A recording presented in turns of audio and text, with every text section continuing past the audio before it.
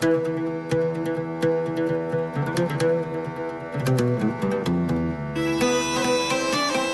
berezia zen, mende bukaera zen, Euskal Herria polarizatua zegoen, oso, batez ere Morrokoa armatuak eragindako dinamikagatik, eta hor, bai Euskarari kanpaina zegoen besteak beste, 5 futbol zelai bete ziren, eta gero bestetik Lizarragaraziren zuten aldiare gertatu zen. Orduan, bazion gogo bat eta premio bat kulturgintza berritu bat ere eraikitzeko. Topagunea hasi berria zegoen, artean ere egiture txikia zeukan, eta dinamikak jarri behar ziren martxan.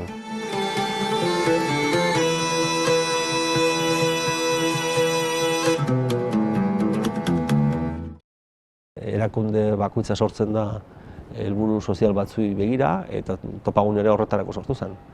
Eta orduan erakunde horrek lehen itxi behar zuen bere bazkidegoari zegokion planteamentua, ezta. Orduan hizkuntza zen erdigunean geneukan lehen motivazioa behintzat, eta orduan horrekin batera, ongarriak, ez? Eta kulturgintzan bada ongarri bat, hori argi dago. Areto nagusien zirkuito bat zegoen, gaur egun handiagoa, potenteagoa, zorionez areto gehiago daude. Formatu txikiko ikuskizunendako zirkuito edo programazio bateraturik ez zegoela. Bai, beti euskaraz sortzen zienen ikuskizunei begira, bai. Eta guk bilatzen genuena zen, hizkuntza komunitatea hori baino gehiago dalako eta zabalagoa delako, asegarri izan zitekeen eskaintza bat, ez da. Ugaria, anitza, bizia, estetikoki eklektikoa, nun komunitatea eta kulturgileak topo egin dezaketen bilgune batean, eta gaina komunikazioa gertaliteken nahiko modu errazean kondizio honak egon bazeudelako, ez da. Ruta, errota, baita ezan nolabait garia, irina, bai, ura, hor flujo bat, ez, fluxu real bat egon bazegoelako, komunitatea bizini dago neurrean, kulturgintza praktika reala osatu ahal izateko metafora bat zen, ezta. 97, 18, 19, hortxe izan zen. 97an hasi ginen aurre diseinuan, 98an implementatu genuen, eta 99an gutxi asko konsolidatu, dinamika bezala. Eta aurkezpenean, hiri garai, Xabi Sarasua eta nine egon ginen Bilbon. Eta egun hartan bertan, arratsaldean beste aurkezpen bat egin genuen, Lasarten. Eta Joxean Hartze egon zen, eta Jose Mari Agirretxe Porrotx. Herri berean eskaini ziren 3 bizpahiru emanaldi, kultura arlo ezberdinetakoak, bai? Eta izan zen 2 hilabeteko iraupena izan zuen, azaro eta abendu bitartean eskaini ziren lehenengo edizioa, bai? Eta gero balio zuen beste kulturgilei, egiaz lanean ari direnen kulturgilei plaza duin bat eskaintzeko. Batez ere, guk eskaintzen genuelako lekuaz aparte publiko potentzial bat, bai? Publiko motibatu bat. Egarriz zegoena olako gauzak biltzeko eta jasotzeko.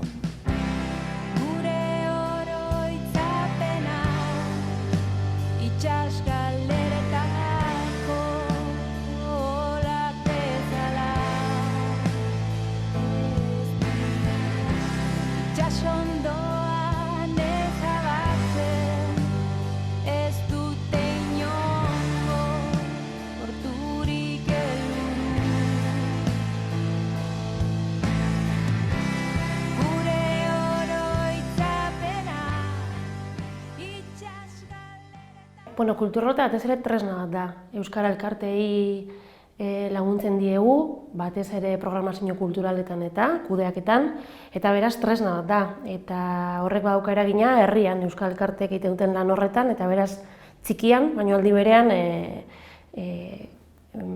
handian bebai. Azkenean herri guztietan euskarazko ikuskizunak antolatzen badira, gero hori ere eragina badauka.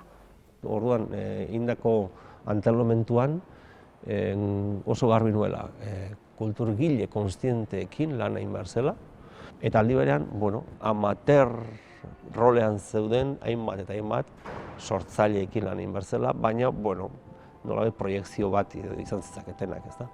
Ez zaigulako irabaztea inporta, galtzeak ematen duelako min.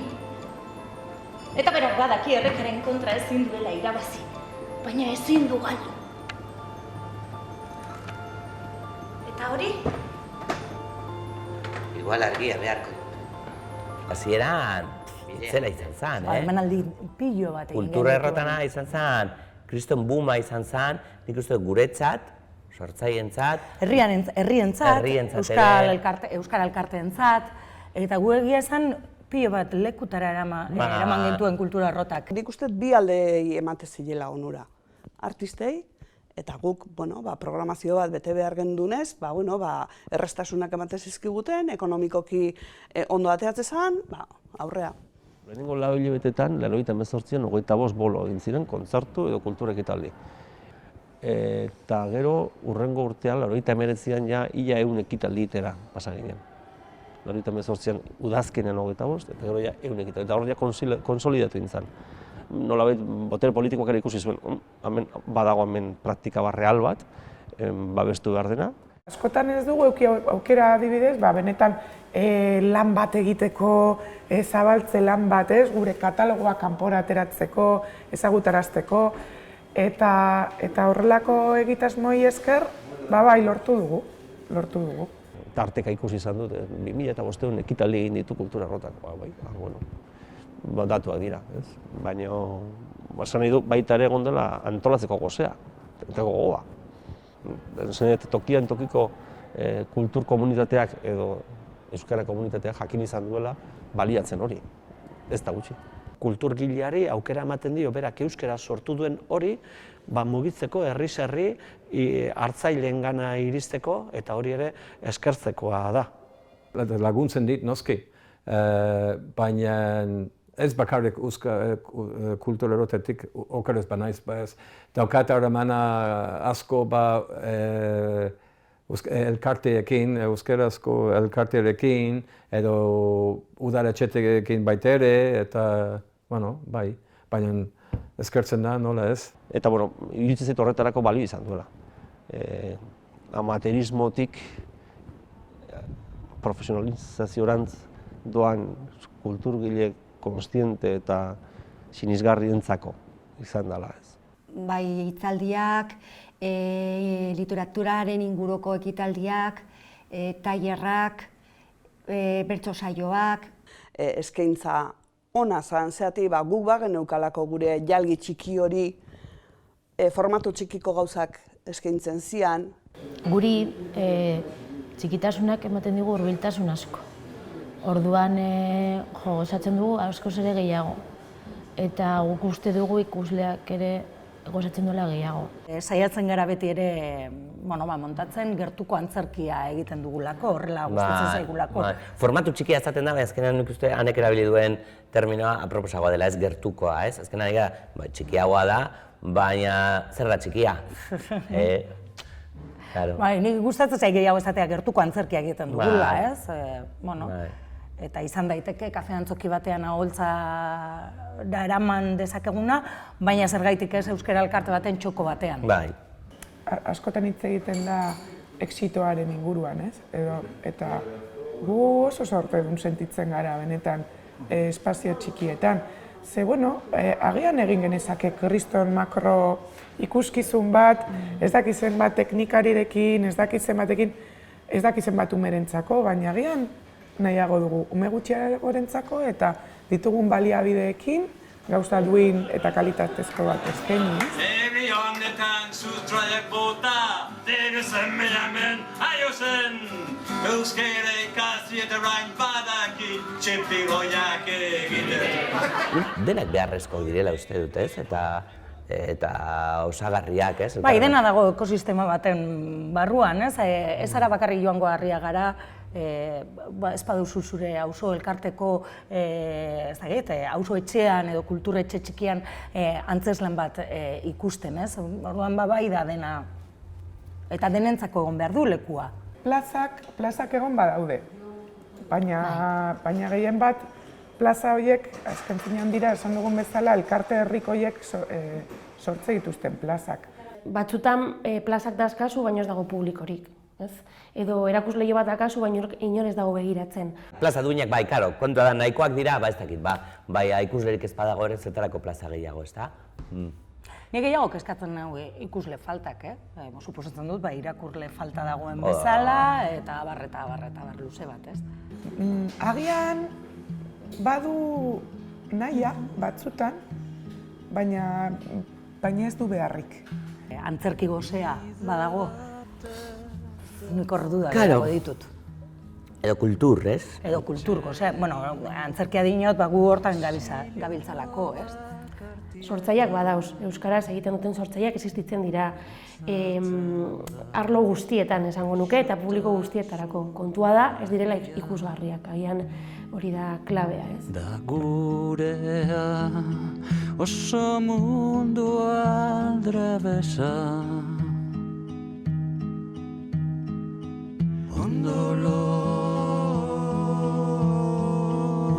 Gure zailtasuna izaten da normalean ailegatzea nerabeen gana. 13-18 urte bitarteko gazteen gana ez gara ailegatzen, eta hori da beti amorrua ematen diguna. Nik uste daudela etapa batean, euskarazko ekitaldietara erakartzea are zailagoa dena. Eta agian etapa hori pasata, 20 urtetik aurrera igual jendea hasten da gehiago hurbiltzen. Baina justu etapa hortan zaila egiten zaigu eta erronka bat hori daukagu, ea nola lortu haien gana iristea. Hizkuntza minorizatu batek, kultura minorizatu bat garatzen du. Eta kultura minorizatu batek dauzka arazoak bai bisibilizatzeko, bai behar bezala edatzeko, bai behar bezala nolabait konektatzeko hartzaile mota batekin, ez? Komunitate mota batekin. Hizkuntza hori ezagutzen duen komunitate mota batekin. Euskarazko kultura ez dauka horren beste kanal euskaldunak garen ongan ere iristeko, bai? Eta horiek guk geuk sortu behar ditugu. Bestela, euskarazko kultura askotarikoa izanik, kalitate handikoa izanik, eta inoizko handiena kopuruz izanik bebai, nekez iristen da euskarazko kultur horren kontsumitzaile potentzialak garen euskaldun ongana. Euskaltzale izan da ere bai. Berez, etortzen zaigun dana, beste hizkuntza batean da, kanpoko kultura da, berez etortzen dana hori da. Eta euskal kultura nahi baduzu ezagutu, bilatu behar duzu, zujun behar zara, ez? Frantsesez edo gazteleraz ere badakigu, eta bi hizkuntza horiek, euren hegemonia osoaren talai horretatik zenbat produzitzen duten, bai? Eta produzitzen duten hori zein errez iristen zaigun guri, gu haren bila joan barik ere. Ez, hemen kalidadea eman behar da. Kalidadea ematen bazu, interesa sortzea. Oain, kalidadea emateko, kantidadea igoli behar da. Horretik esaten nuen hileno, arrobia moztearena astakeri bada. Astakeri bada. Jendeari eman behar zaio bide. Jendeari eman behar zaio aukera. Sortzaileak badaude. Sortzaile horiek mimatu egin behar dira. Hor beti hartzen da, bertsolaritza eredu bezala. Eredu interesgarria da, baina fungiblea da. Hau da, bersoa egin da desegiten da. Praktika da oinarrian dagoena, gintza mota bat. Eta hori jakin izan da mediatizatzen, esango nuke, hasta la extenuación.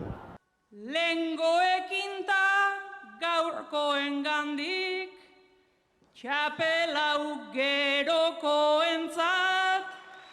Lengoekin ta gaurkoen gandik, txapelau gerokoentzat. Militanteki konsumitzia bukatu inda. Hoi, bukatu inda. Eta militanteki txakunera inguratzia ere bukatu inda.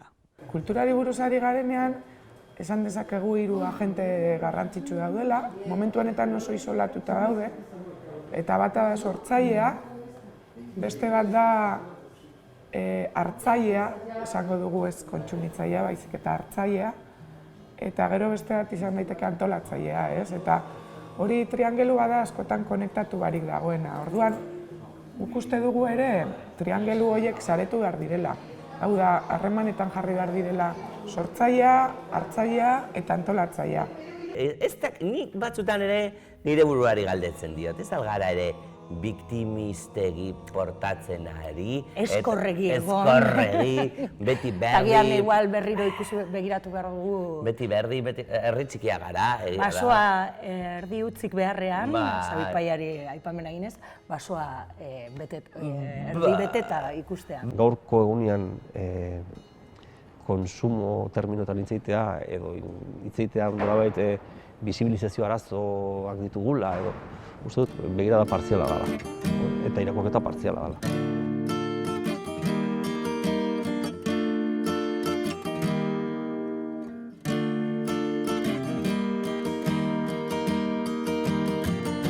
Oina zeitza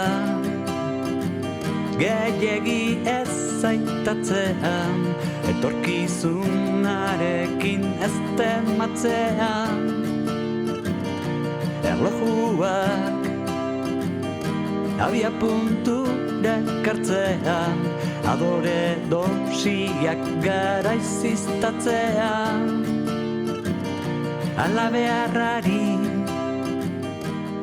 transmisioan ere badago kezka bat, ez? Askotan aipatu izan da, ez?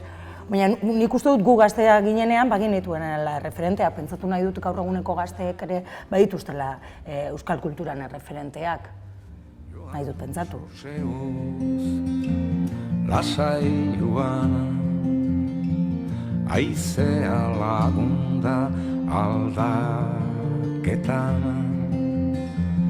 joan soseuz, lasai joan, pausua luze eman lehunean.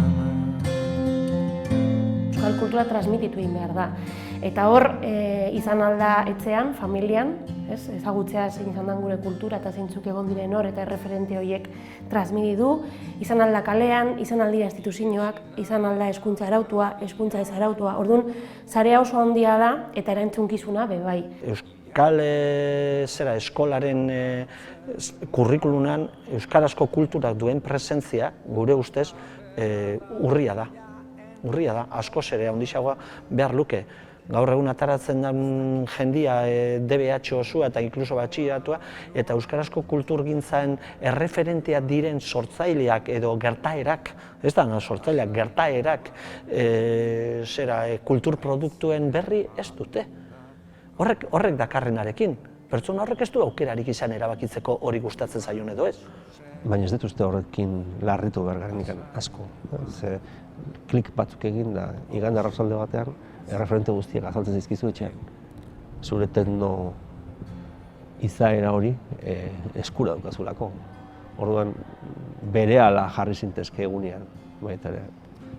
Ez nau gehiegi kezkatzen eta beldurtzen gazte gaurko egunean erreferente gutxi izatiak. Badago elementu argi bat eta zenbat pantalla genuen duela 22 urte, edo pantalla horietatik ze kultur eskaintza iristen zitzaigun, eta gaur egun zenbat pantalla kopuruz eta pantalla horietatik zer iristen zaigu. Paradigma zaharrekin gabiltza irakurtzen, egungo errealitatea, por cierto, ihes egiten diguna. Kultura arlotak egiten dugun eskaintza ez da egokitu horretara, eta kaso guk defendatzen dugu ez duela egin behar. Zen nekez egingo luke egokitzea lehen aipatu da mundu digital pantalla bidezko horretara hasieratik zituen ezaugarriak galdu barik. Funtzean berdina izango da, helburuak berdinak dira eta berdinak izaten jarraitu dute, oraindik ere beharra dagoelako, baina agian aldatuko duguna izango da aurpegia, itxura, komunikatzeko modua eta batez ere alde batetik sortzaileentzako, izango dalako ikusgarriagoa egiten duten hori, eta bestetik ere funtzionamendurako erraztasunak jarri, euskara elkarteei eta guri baita ere. Esan nahi, eta euskerak egiten dio kulturgintzari eta kulturgintzak euskerari. Osea, hori, bikote zatitu ezin bada, alkarri launtze jote. Malko bat, 1000 hitz, 2 milioi euritan ta irri bat, jeusita altza irabastera goaz. zenbatu gabeko itxaropen guztiak elkartuko ditugu gaur goizean. Hizkuntza komunitatea gurea handitu da, baina bere erresonantzia kaja murritzat da. Bere lurralde posible bakarrean. Gauza berri ikusten dut orain gaur egun Irlandan, bai, eta pena ematen dit. Baina hemen, agian, bai, gure zentzura iraun zuen 800 urte. Hemen, begira, zen mina egin zuen Franco euskarari 50 urtez. Eta oraindik ikusten da. Euskara elkartea zeinentzakoa idalanean. Euskaldunentzat, bai, eta eskubidea deu. Baina beste anilo handioi, erdi euskaldunak, hile euskaldunak, horiek inguratzia euskal kulturara hori da erronka. Tua da ezagutza eta erabilera, Euskal Herri osoan bezala ez datozela bat, zoritxarrez, eta orduan positiboa da gero eta euskaldun gehiago egotea, ereduak batez ere, gero eta aurre eta gaztetxo gehiago euskalduntzen ditu. Ezagutzana uste zanean ja mailatxo bat hartuta zehola, erabilera berez etorriko zala uste zan, eta ez da hola gertatu. Orduan, joan irigitzen zaigu beste ate bat, berrez atxurrean azteko, lan nahi behar da. Jendiak erabaki dezan euskeraz bizi nahi dula. Normalizatu edo, ala bedi ez, baina ez dakit ezagutuko dugun edo, gu behintzat lanean gabiltza hortan eta jartzen dugun ale bakoitza horretarako ekarpen bat da ez. Eta zaila da, zail dago, baina ari gara eta espero noizbait esan ahal izatea Euskal Herria euskalduna dela ez.